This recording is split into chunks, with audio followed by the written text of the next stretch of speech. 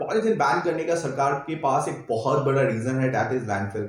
Landfill हमारे लिए बहुत बड़ा समस्या बनते जा रहा है। तो सरकार ने ऑलमोस्ट स्टेट में पॉलीथीन को बैन करने का डिसाइड किया है। सो अगर हम लोग बात करें पॉलीथीन अल्टरनेटिव के बारे में, तो बायोडिग्रेडेबल आ रहा है और देखा भी जा रहा है कि इसमें बहुत अच्छा खासा एक्सट्रूजन मशीन लगेगा जो कि 8 लाख के आसपास आ जाएगा। नेक्स्ट मशीन जो लगेगी, रॉ मटेरियल के बारे में बात करें तो बायोडिग्रेडेबल बैग में लगने वाला जो रॉ मटेरियल ये 3 सेट में कन्वर्ट कर लिया जाता है और रोलर की मदद से जो भी आपका 3 सीट है उसको हम लोग रोल कर लेते हैं। नेक्स्ट इसको हम लोग फिर कटिंग और सिलिंग मशीन में हम लोग भेजते हैं, जहां पे आप इसको डिजाइन इजी पड़ रहा है तो आपको जो 1 केजी पे जो प्रोडक्शन कॉस्ट पड़ने वाला है वो 165।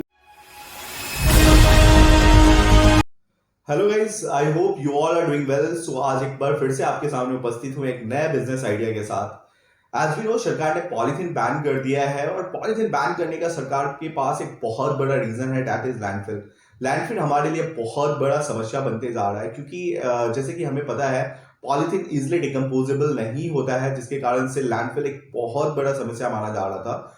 और इसको देखते हुए सरकार ने ऑलमोस्ट स्टेट में पॉलीथीन को बैन करने का डिसाइड किया है। सो अगर हम लोग बात करें पॉलीथीन अल्टरनेटिव के बारे में, तो बायोडिग्रेडेबल बैग एक बहुत अच्छा as a alternative bubble up होके आ रहा है और इसमें बहुत अच्छा खासा बिजनेस अपॉर्चुनिटी भी माना जा रहा है और देखा भी जा रहा है कि इसमें बहुत अच्छा खासा बिजनेस अपॉर्चुनिटी है।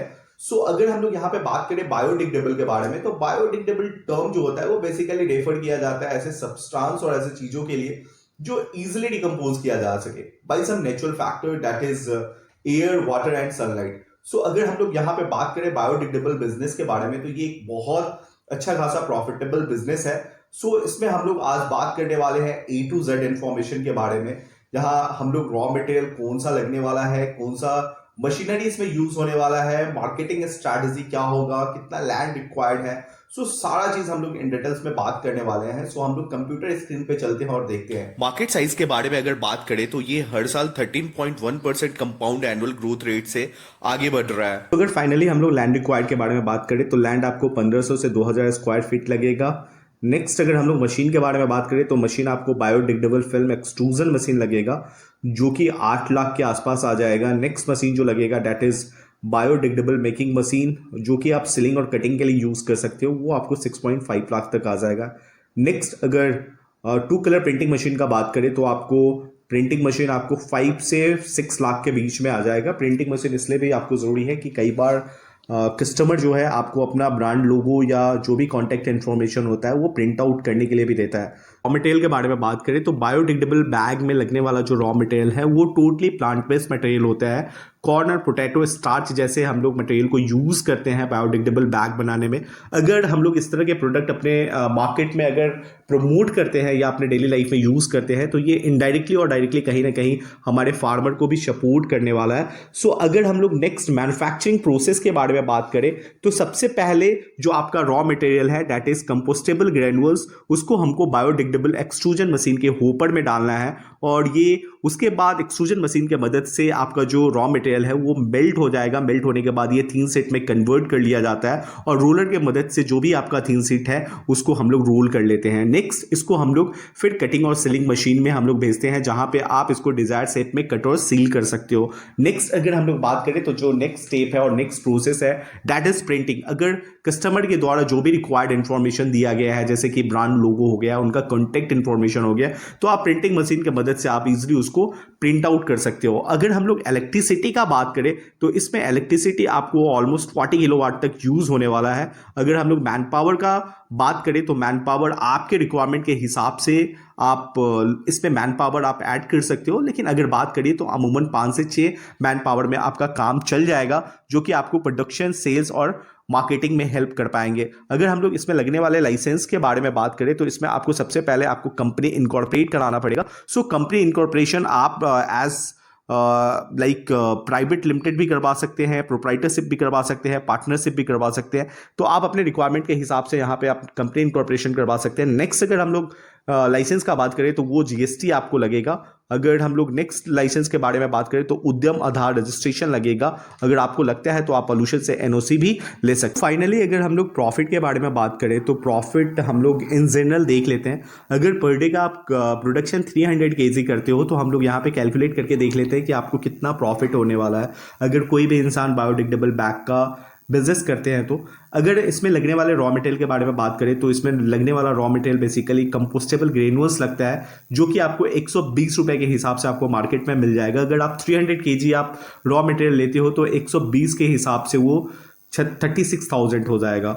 सो अगर हम लोग इलेक्ट्रिसिटी का बात करें तो अगर आप पर डे 320 यूनिट अगर आप खर्च करते हो तो 320 यूनिट के हिसाब से अगर हम लोग अमूमन 7 रुपये पर यूनिट पे लेते हैं तो आपको जो दिन का इलेक्ट्रिसिटी पे खर्चा आएगा वो आएगा आपको 2240। नेक्स्ट हम लोग बात कर लेते हैं मैन पावर का। सो मैन पावर अगर आपके पास 6 नंबर मैन पावर है तो अगर आप ऑन एन एवरेज अगर आप 500 भी अगर आप लेके चलते हो तो मैन पावर पे आपको कहीं ना कहीं 3,000 रुपये आपको खर्च करने पड़ेंगे डे के हिसाब से। अगर आप सपोज करिए आप जिस भी लाइक प्रीमाइसेस में रह रहे हैं, अगर उसका रेंट अगर 60,000 के आसपास भी है तो आप पर डे 2,000 रुपये यहाँ पे खर्चा कर रहे हो रेंट पे। अगर हम लोग मिसलिनियस चार्ज भी ले ले, मिसलिनियस चार्ज 2,000 भी ले ले, अगर आप बाकी के लंच के खर्चा हो गया, प्रिंट के खर्चा हो गया, बाकी जो भी खर्चा हो गया, सो अगर हम लोग 2,000 कैलकुलेट करके भी चल रहे हैं तो आपको प्रोडक्शन कॉस्ट जो डे का आ रहा है वो 42,240 आ रहा है। सो 42,240 आपको इन प्रोडक्ट पे 300 केजी का अगर आप प्रोडक्शन करते हो तो 42,240 रुपये आएगा। सो मिसलिनियस चार्जेस में ही आप मेंटेनेंस वगैरह सब हम लोग पकड़ के चलते हैं, कंसिडर करके चलते हैं।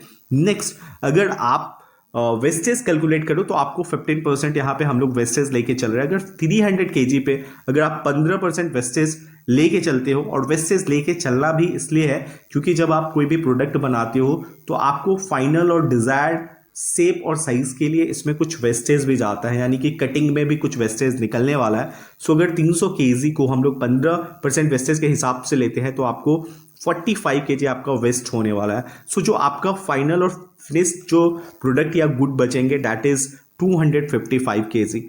सो अगर हम लोग देख लेते हैं सो यहाँ पे आपका जो प्रोडक्शन कॉस्ट है दैट इज पर डे के हिसाब से हम लोग यहाँ पे बात कर रहे हैं तो दैट इज 42,240। सो अगर 42,240 अगर आपका डे का प्रोडक्शन कॉस्ट है, अगर आप डे में आपका जो फिनिश प्रोडक्ट है वो 255 रुपये केजी पड़ रहा है तो आपको जो 1 केजी पे जो प्रोडक्शन कॉस्ट पड़ने वाला है वो 165 रुपीज़ पड़ने वाला है। सो आप सिंपली आपको क्या करना है 42,240 को जब आप डिवाइड करते हो 255 से तो आपको यहाँ पे 1 केजी बैग का प्रोडक्शन कॉस्ट निकल जाएगा, वो हो गया आपका 165। अगर सपोज कर लीजिए कि आप मार्केट में 190 रुपीज़ पर केजी अगर आप सेल करते हो तो आपको जो प्रॉफिट यहाँ पे होने वाला है वो 25 रुपीज़ होने वाला है। हम लोग यहाँ पे जो प्रॉफिट है वो बहुत कम प्रॉफिट मार्जिन हम लोग यहाँ पे कंसीडर कर रहे हैं क्योंकि that is totally depend on कि आप किस तरह के बैग बना रहे हो।